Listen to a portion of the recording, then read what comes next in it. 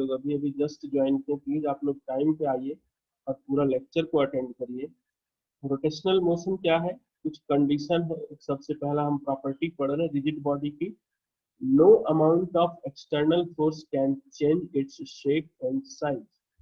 Body in which distance between its constituent particle do not change with time is called rigid body। अब इसमें क्या है कि किसी एक ड्यूरेशन ऑफ टाइम के लिए अगर कोई भी ऑब्जेक्ट इन दो में से कोई भी कंडीशन को फॉलो करता है, उस पर्टिकुलर ड्यूरेशन ऑफ टाइम के लिए उसे हम कंसीडर कर सकते हैं रिजिड बॉडी की तरह, और सारी property of rigid body will be applicable to that. यहाँ पे हमने एक एग्जांपल देखा कि m1 और m2 मास में कुछ ड्यूरेशन ऑफ टाइम के लिए अगर इसमें मोशन है और वेलोसिटी सेम है, इनके बीच का सेपरेशन चेंज नहीं हो रहा है विद रिस्पेक्ट टू टाइम, तो m1 और m2 को एक साथ आप रिजिड बॉडी कंसीडर कर सकते हो। सिमिलरली यहाँ पे आप देख सकते हो कि हमने जो डेफिनेशन लिया है यहाँ पे रिजिड बॉडी का, इससे ऑब्जेक्ट के बीच सेपरेशन नहीं होना चाहिए। m1 और m2 अपने डिस्टेंस को मेंटेन रख पाएगा सेम, क्योंकि इनकी वेलोसिटी सर्कुलर रिंग पे सेम है। इसके बाद हम आगे बढ़े, कुछ एक और पॉइंट है। हमने कितने पॉइंट लिखे हैं ऊपर, 3 लिख दिए। थर्ड पॉइंट के एग्जांपल है, फोर्थ पॉइंट लिखते हैं। You have written the 3 points, right the fourth one. Relative velocity of one particle, बहुत इंपॉर्टेंट है सारे point. Relative velocity of one particle of one particle with respect to any other particle, any other particle in a rigid body, in a rigid body along their line joining, along their line joining, along their line joining is always zero, is always zero. Relative velocity of one particle with respect to any other particle in a rigid body along their line joining is always zero। like ये एक मास है और ये एक मास, तो इनकी जो velocity होगी इस डायरेक्शन में दोनों की सेम हो, जो लाइन इनको ज्वाइन कर रहा है। Writing the fifth important point, since the distance between two particles, since the distance between two particles of a rigid body, two particles of a rigid body remains constant, the only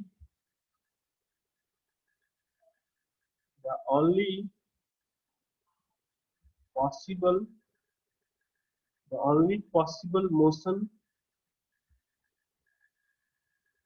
of one particle with respect to other particle, with respect to other particle is circular और spherical motion. अब जब मैं ऐसा कह रहा हूँ कि rigid body में ऑब्जेक्ट के बीच का सेपरेशन चेंज नहीं होना चाहिए, तो एक ही पॉसिबल मोशन पॉसिबल है एक ही कैटेगरी का, single category of motion of the particle is possible that is either circular और स्फेरिकल। आप सोच के देख लो कि किसी एक फिक्स पॉइंट के अबाउट आप अगर यदि मोशन करना चाहते हो तो आपको एक सर्कल में ही घूमना पड़ेगा। और जो आखिरी पॉइंट है, angular velocity of all the particles, ये भी इंपॉर्टेंट है। Angular velocity of all the particles all the particles about a given point, all the particles about a given points of a about a given point, not points, about a given point of a rigid body, of a rigid body। किसी भी rigid body में अगर आप किसी object को rigid body define करते हैं तो किसी भी एक गिवन पॉइंट के अबाउट अगर उसके एंगुलर वेलोसिटी को आप मेजर करोगे तो वो सेम रहेगा। रिजिड बॉडी इज सेम, सारे बॉडी अगर जितने भी पार्टिकल हैं उस बॉडी में उन सब पार्टिकल का एंगुलर वेलोसिटी सेम रहेगा। लाइक एक एग्जांपल से आप देख सकते हो, यहाँ पे मान लिया कि ऐसा कोई भी बॉडी है, ओके, और this body is rotating in this direction with omega, okay, ये घूम रहा है मान लो। ये इसका फर्स्ट पॉइंट, कुछ और पार्टिकल है इस बॉडी में, ये मान लिया मैंने कुछ पार्टिकल है, second particle, third particle, fourth particle. तो ये जो इसके किसी एक पॉइंट से, ये एक पॉइंट में मान लेता हूँ, इसे फिक्स पॉइंट की मैं बात करूँ तो इस पॉइंट के अबाउट ये जितने भी पार्टिकल हैं ये जब घूम रहे होंगे तो उन सब की एंगुलर वेलोसिटी सेम होगी। For example, the angular velocity of second particle with respect to 1 will be equal to angular velocity of third particle with respect to 1, angular velocity of fourth particle with respect to 1। ये इस point से हमें पता चलता है। अगर body rigid है तो हर एक पार्टिकल का किसी एक गिवन पॉइंट के अबाउट एंगुलर वेलोसिटी सेम होगा। और आप एक एग्जांपल देखो, ये सारे पॉइंट पे बेस्ड अगर एक तो एग्जांपल और देखा जाए, मान लीजिए, ध्यान से सुनना मेरी शब्दों को, कि मान लो कि ये दो पार्टिकल हैं, इनको मैंने अटैच कर रखा है और इनके बीच का सेपरेशन है m, इनको मैंने अटैच किया और इसके बीच का सेपरेशन है m। मैं इसको कुछ वेलोसिटी दे देता हूँ, इधर की तरफ वेलोसिटी दे देता हूँ, मान लो मैंने इसको v1 वेलोसिटी, और यहाँ पे ये एंगल बना रहा है θ1, जिसका मास मान लिया m1 और सेकंड वाले का मास m2। और जो दूसरा पार्टिकल है, वो दूसरा पार्टिकल, इसको मैं इस डायरेक्शन में वेलोसिटी दे देता हूँ v2 और ये θ2 m। और ये क्या है, this is the string, this is the string, कोई भी रोप है ये स्ट्रिंग, इसके हेल्प से कि मैंने इन दोनों को बांध रखा है। अब मैं इस पार्टिकल को v1 वेलोसिटी डायरेक्शन में दे रहा हूँ और इसको v2 वेलोसिटी डायरेक्शन में। तो ऐसा कभी भी केस हो ना, ये आप सीधा लिखना यहाँ पे, this case is not possible for a rigid body. यहाँ पे इस एग्जांपल के लिए क्या मैं लिख रहा हूँ, this case is not possible, is not possible for a rigid body। ये क्यों पॉसिबल नहीं है, क्योंकि अगर ये वेलोसिटी जो हम इसे देंगे v1 और v2 ये सफिशिएंटली बड़ा हो गया तो ये पार्टिकल क्या करेंगे, इस स्ट्रिंग को तोड़ के बाहर निकल जाएंगे, मतलब सिस्टम से बाहर निकल चले जाएंगे तो फिर ये रिजिड बॉडी तो हो ही नहीं सकता है। रिजिड बॉडी में तो इनके बीच का सेपरेशन फिक्स रहना चाहिए, ऐसी वेलोसिटी देंगे तो ये टूट जाएगा और इनके बीच का सेपरेशन चेंज हो सकता है। इसलिए एक और एग्जांपल देखते हैं। सिमिलरली मेरे पास m1 मास है एक कोई बॉल, और इसको स्ट्रिंग से मैंने किसी दूसरे मास m2 से कनेक्ट कर दिया। पहले वाले को मैं वेलोसिटी दे रहा हूँ इस डायरेक्शन में v1 थीटा 1, दूसरे पार्टिकल को मैं वेलोसिटी देता हूँ v2 and that is theta 2 angle के साथ। तो जो इन पार्टिकल को मैं वेलोसिटी दे रहा हूँ, आप ये देखना कि कंडीशन क्या होना चाहिए इनका। कंडीशन फॉर रिजिड बॉडी, यहाँ पे condition for this system to be behaving like a rigid body. तो आप देखो हमने एक नोट लिखा है, फोर्थ नोट, एक बार मैं आपको दिखा दूं यहाँ पे। Relative motion of one particle with respect to any other particle in a rigid body along the line joining on which, मतलब जितनी इस पहले वाले पार्टिकल की वेलोसिटी m1 की along the line joining with m2 होगी, कितनी है ये velocity, this is v1 cos theta 1। m1 की velocity along the point joining with these two masses are v1 cos theta 1 and v2 cos theta 2, and the mass are m1 and m2। तो आपको condition यहाँ से क्या पता चलेगा कि along the line joining इनकी रिलेटिव वेलोसिटी क्या होनी चाहिए, जीरो होनी चाहिए। ये रिजिड बॉडी है, ये आर बॉडी लिखा है मैंने, इसका मतलब रिजिड बॉडी आप समझना। तो रिलेटिव मोशन इनका जीरो होना चाहिए, हेंस कंडीशन क्या लिखोगे, along the line joining there velocities must be equal. जो कि आप देखो तो पहले एग्जाम्पल में पॉसिबल नहीं है कि इनकी वेलोसिटी इक्वल हो सके। ओके, अब अगर यदि आपको वेलोसिटी पता है, ये कंडीशन है ये, ओके, इसी एग्जाम्पल का एक तरीके से फर्स्ट एनालिसिस बोल सकते हैं। इसी एग्जाम्पल के अगर यदि perpendicular to the line joining velocity, line joining इसकी वेलोसिटी को मैं डिफाइन करूं, जरा देखते हैं करके क्या फायदा है। ये पार्टिकल है m1 मास का, और इसकी ये लाइन ज्वाइनिंग है बिटवीन द पार्टिकल्स। अब मुझे इनके लाइन ज्वाइनिंग डायरेक्शन के परपेंडिकुलर कंपोनेंट ऑफ वेलोसिटी को लिखना है। तो ये लिखेंगे v1 sin थीटा 1, और इसका परपेंडिकुलर क्या हो जाएगा, ऑन दिस लाइन ज्वाइनिंग, ये जो लाइन इसको ज्वाइन कर रहा है इसमें परपेंडिकुलर लिखना होगा v2 sin theta 2।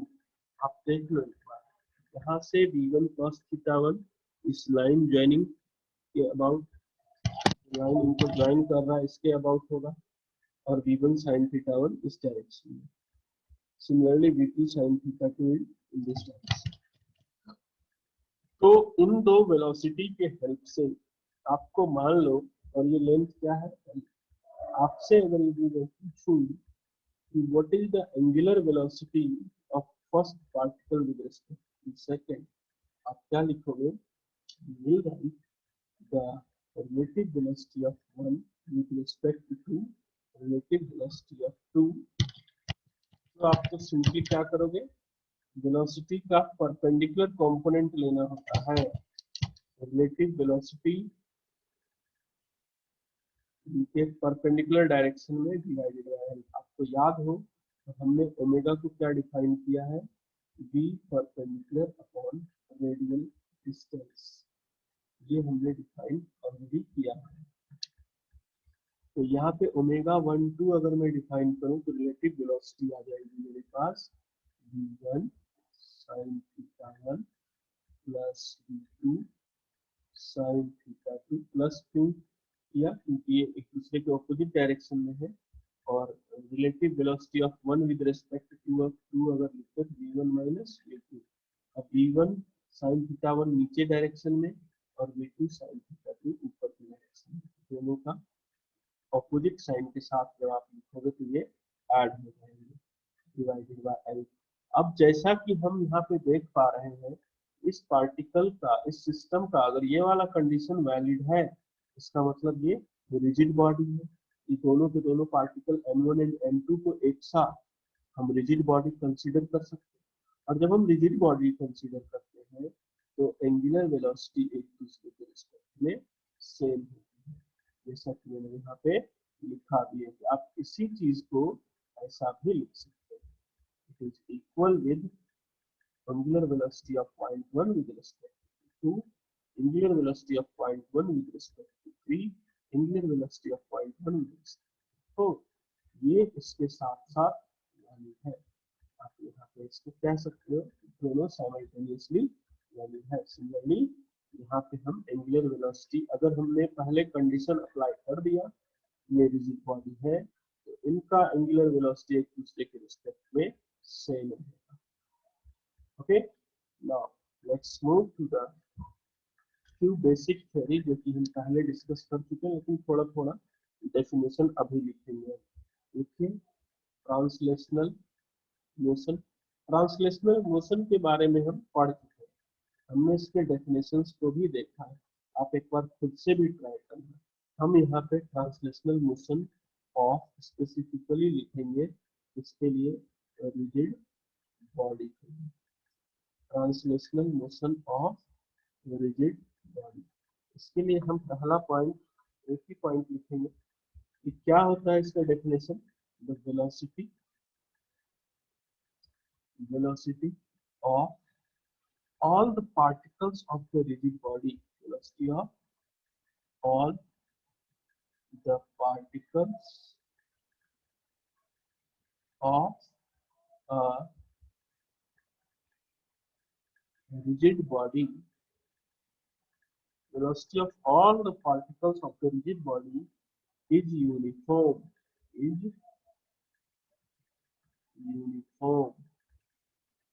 with respect to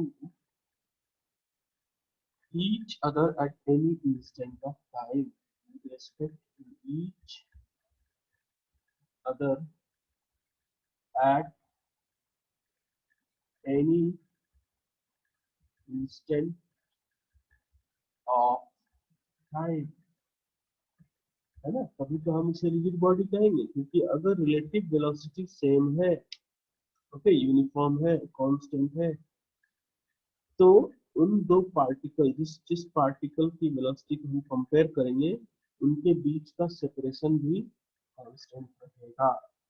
इसके अगर यदि हम ट्रांसलेशनल मोशन की बात करेंगे, इसका मतलब इसकी जो वेलोसिटी है वो सेम रहेगी।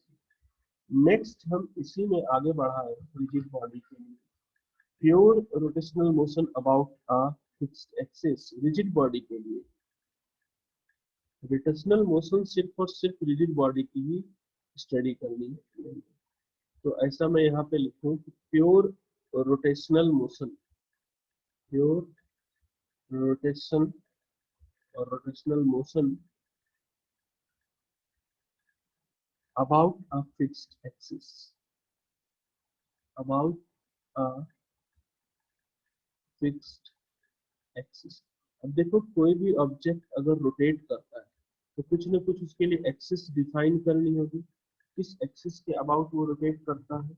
लाइक मैं यहाँ पे एक कोई भी ऐसा करके shape of rigid body consider करता हूँ, ठीक है, इसके कुछ पार्टिकल मान लेते हैं, ये एक पार्टिकल ए ले लेता हूँ, दूसरा पार्टिकल मैं यहाँ पे बी ले लेता हूँ, तीसरा कुछ सी ले लेता हूँ, और ये है हमारा एक्सिस ऑफ रोटेशन, है ना, एक एक्सिस ऑफ रोटेशन।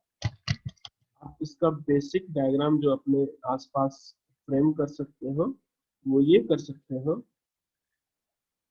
कि एक अपने पेन को ऐसे परपेंडिकुलर टेबल पे रखो और एक माचिस की डिब्बिया ले लो, डिब्बी ले लो माचिस की, और उसको चारों बगल पेन के घुमाओ, मतलब कि जो पेन है आपका, वो पेन किसकी तरह बिहेव कर रहा है यार?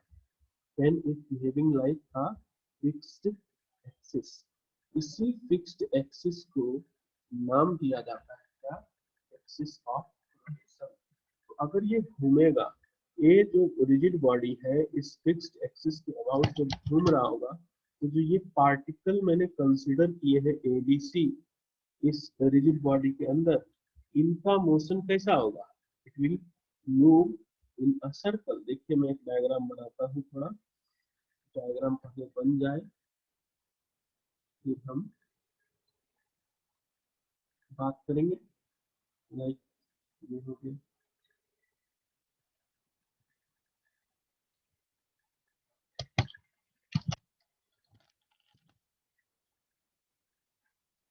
इनके मोशन को देख लो, ऐसा मोशन होगा अपने इसके प्लेन में, इसके प्लेन में इसका मोशन होगा एक रिलेटिवली सर्कुलर मोशन की तरह ये मूव करेंगे। उसको थोड़ा सा और अच्छा मैं बना दूं डायग्राम को। आप लोग लेक्चर को रिस्टार्ट कर लो, है ना, फिर आगे बढ़ते हैं, ज्यादा अच्छा डायग्राम एक मिनट में बना दूंगा।